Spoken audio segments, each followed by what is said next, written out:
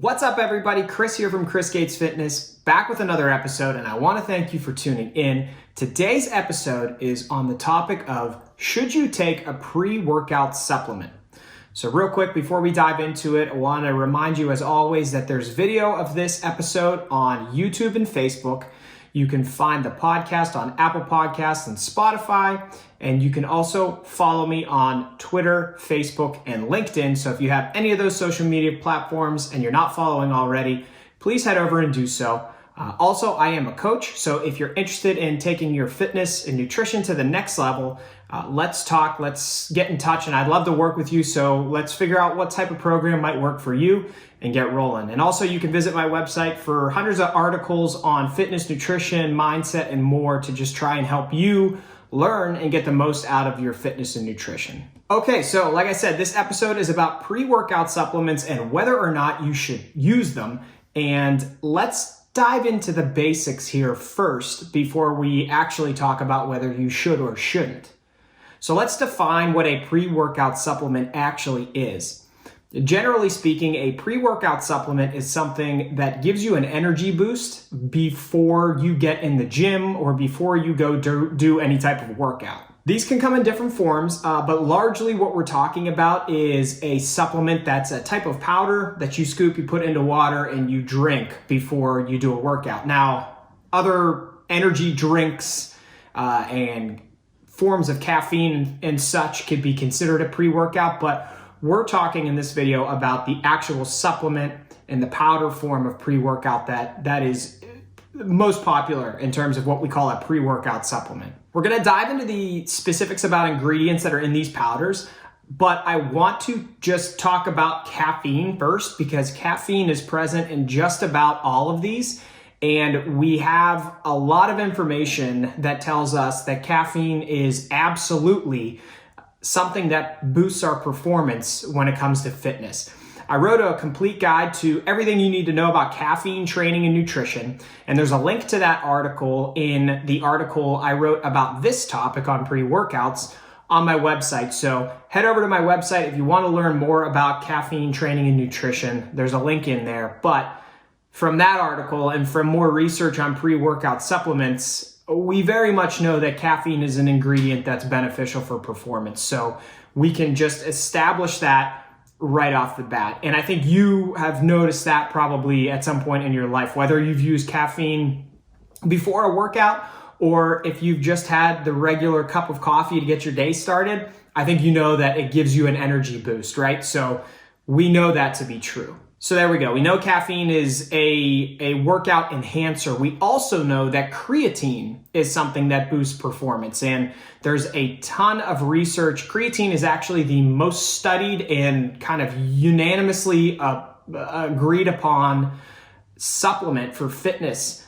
that works. Okay, so I'm not going to get into a lot of details on that one either. With caffeine and creatine, it's so proven to this point that we don't really have to dive into the details as to why. But if you want to, like I said before, I have resources on my website, and there is a review linked in the article for this topic that you can learn more. There is also a new study that I want to dive into a little bit that points out a few other ingredients that could potentially be beneficial to us as well. And these are ingredients that you may or may not find in different pre-workout supplements that are on the market. So in this study, there were two groups of people, one that took a pre-workout supplement and one that took a placebo. And over 4 weeks of resistance training, the supplement group experienced significantly greater increases in muscle mass than did the placebo group. And that supplement group also experienced more progress in their squat and bench press 1 rep maxes.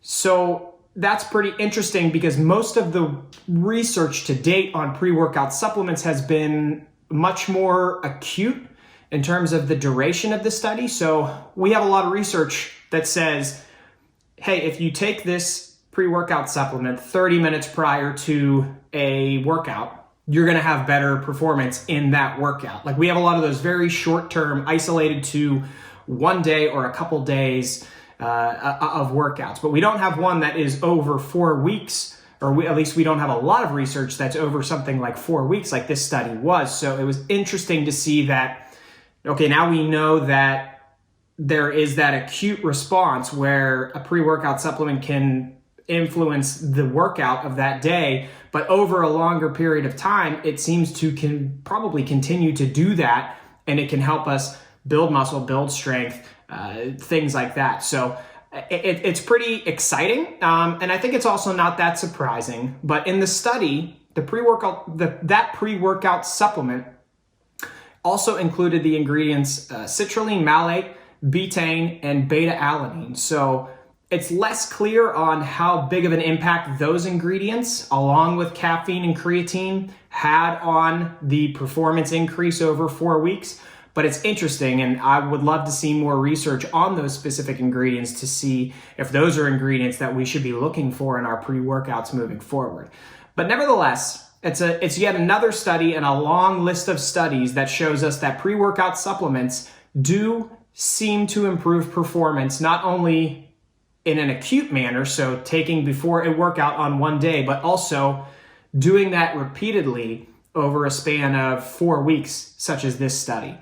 So that's exciting, and it's evidence that would suggest, hey, if you are really interested in increasing your performance, a pre-workout supplement is something that can help you get there. But safety is obviously an issue that a lot of people are interested in. Now, these supplements tend to have, depending on the one that you buy, it can have a pretty high level of caffeine. And is a high level of caffeine for you safe? Well, you need to do this responsibly. So you need to understand what you can handle, and you probably need to kind of start small and build over time if a pre-workout supplement is something that you haven't taken before. So always keep this in mind with any supplement, any workout that you're doing, any nutrition advice that you get.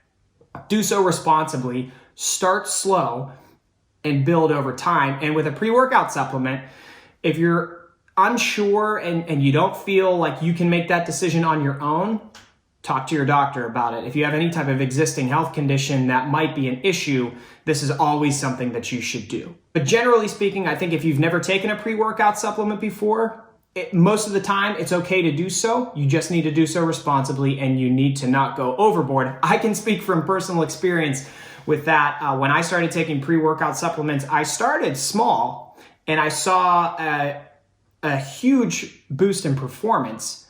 So I thought, well, if I took this small amount and I had that big of a boost in performance, well, why don't I take a much bigger amount? Because I'll have a much bigger boost in performance. And it led to a lot of stomach pain and not feeling so good for about 24 hours until I got it out of my system. So, you can run into situations like that. Generally, in terms of safety, it's the stomach pain and overdosing that people can run into problems with. That seems to be the most popular one, especially, like I said, if it's your first time. So coaching cues. Most pre-workout supplements should have the ingredients on the label. If the ingredients are not on the label of a pre-workout supplement that you're looking for, do not buy that product, okay? You want to know what's in your pre-workout supplement. A lot of these supplements will do proprietary blends, and you won't really know how much of each ingredient is in the product, and that can be a problem. So make sure that the supplement has the ingredients that you're looking for on the product label. Ingredients that you should be looking for should definitely be caffeine and creatine. If it doesn't have creatine, you could supplement with creatine. You could buy that separately, but look at the caffeine, look at the creatine, and also look for some of those other ingredients that we mentioned. And like I said, start small. So all of these products come with a scooper. They have on the product label, they have a dosage. So it's normally 1 scoop is 1 dose. Try half a scoop to start. See how that works. Do that for 1 to 2 weeks. If you feel good and you feel like you want to try a little more, then you can graduate to 1 full scoop. I don't ever do more than 1 scoop because I don't want to become completely reliant on a pre-workout supplement. That is something that happens. Caffeine is just like anything else. We can develop an adherence to it over time. So you need to factor that into things. I don't want to become too reliant on caffeine to work out. So I will do 1 scoop max. You can do more if you want. I don't recommend you going over 2 scoops. And this is all going to be very specific to the product that you're taking. So be careful. Pay attention to those ingredients and the dosages. But Start small, build over time. And then, since we were talking about developing a tolerance to these types of products, it's going to be in your best interest to cycle off of a pre-workout supplement occasionally. Now, I've talked recently about breaking your training into blocks. So let's say you have a training block that lasts 1 month, and at the end of that month, you have a deload week. My deload week is always when I deload caffeine. So for that week, I'm already doing less work. I probably don't need a pre-workout to get through the workout because it's not nearly as intense as my normal training. I'll just wipe it out for 1 week. I really find that helps keep the tolerance up and keep the impact that the product can have up. So you take it out for your deload week and then you can bring it back when you start your next block of training. Now, this question comes up a lot too. If you are somebody that works out at night, what do you do? Because you can't have a huge dosage of caffeine late at night. You're never going to fall asleep and it's going to impact you for days and days to come. Well, a lot of companies now offer products that are called non-stim versions of pre-workout supplements, which means they are all the ingredients that benefit you normally minus caffeine. This can still be something that helps give you a performance improvement within your training program, but you're not going to have those residual effects of caffeine that last for the next 6 to 10 hours. Caffeine has a half-life of about 6 hours, which means if you take a scoop of pre-workout that has 200 milligrams of caffeine in it, 6 hours after you take that, half of it is still going to be in your system. So you're still going to have 100 grams of caffeine circulating through your system. It can really be something that impacts your sleep in a negative way. So that's a good option for you if you work out at night, or even if you are just a little bit hesitant to have a high dosage of caffeine. You can always do a non-stim version of these pre-workout supplements. So that's the breakdown. To wrap it all up in a nutshell, I do think these products are safe for most people. I do think they're worth it for most people. I do think that if you have a health condition or if you're worried, you should talk to your doctor before you try one. But the evidence is there that these products help with performance in the gym. Anything you're doing with your fitness can probably be enhanced by taking a pre-workout supplement. But if you're going to take one and you haven't taken one before, start small. Build over time and make sure you schedule periods of time where you're cutting it out of your routine. Those are my general recommendations. If you have any further questions on this topic, please feel free to reach out and let me know. I'd be happy to answer any questions that you have. And just to rehash, you can listen to the podcast on Apple Podcasts and Spotify. Video of this topic is on Facebook and YouTube, and I'm also on Twitter, LinkedIn, and Instagram. So if you're on any of those platforms and you want to follow along, please do. I encourage you to do so, and we'll keep all this good stuff rolling. So thank you for listening, and I will talk to you again soon. See ya.